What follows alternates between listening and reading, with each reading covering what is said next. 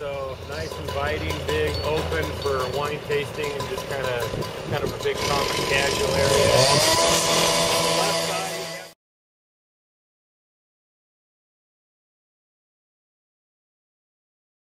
I'm Donnie Watts, General Manager of Swiftwater Cellars. Just took a tour through the facility, and very excited to open up our doors here this September. Anxious to start our memberships, and just having people out to the facility and giving them a real unique wine experience with Swiftwater Cellars.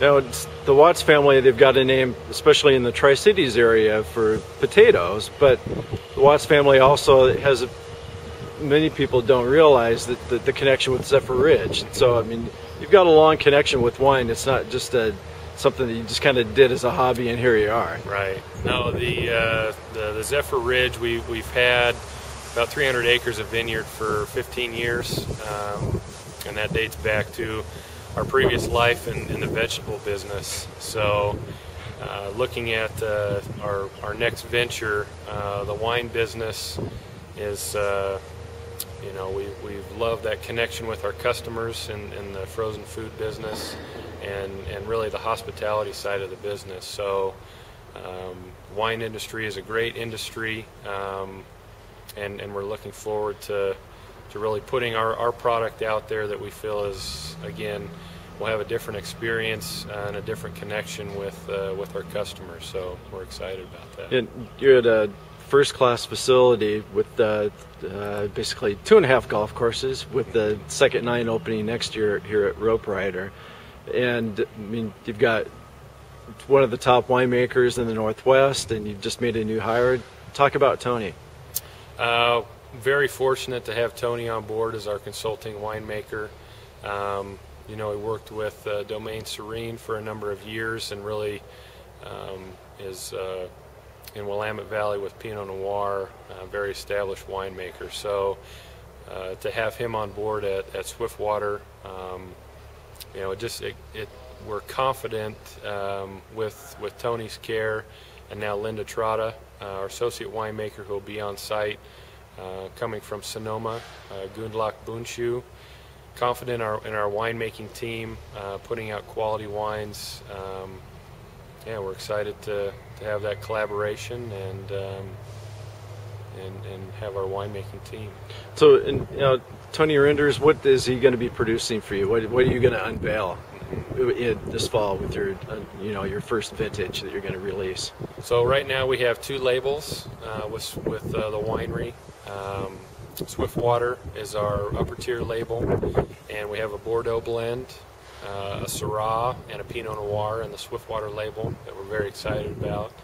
And we have a secondary label, which is our house label, called the Number 9, and it's our tribute to the Number 9 coal mine, which is on site here, and that'll be our house label.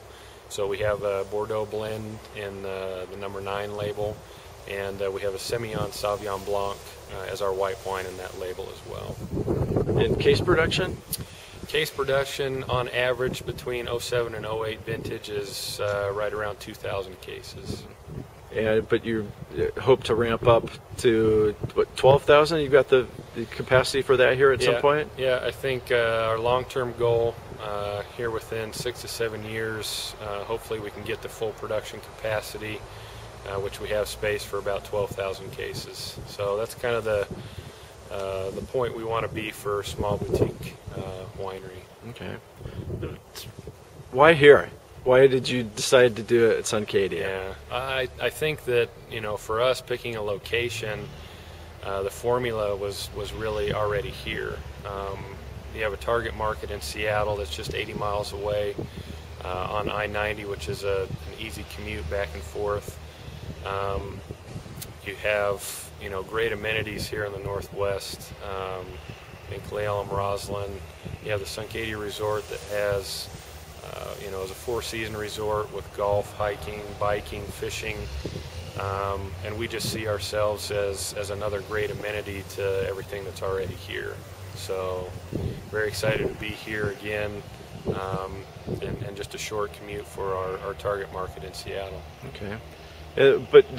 So it's wine is new here, golf is relatively new, but yet you're still embracing the heritage of the past with the naming of your place and some of the features that you have here. Can you talk a little bit about that? Sure. You know, we're additionally excited to be able to use our facility to really feature the history that happened here in Roslyn, Ronald, and Cle Elum.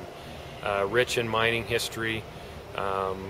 Again, we've worked with a local museum and historical preservation society to display old photos and artifacts from the mining days in our facility. And for us, it's very important to keep that history and keep that connection here with the local people. And you know, we really want them to feel that this is their winery, and we're fortunate enough to display and bring people in to see their history of the area.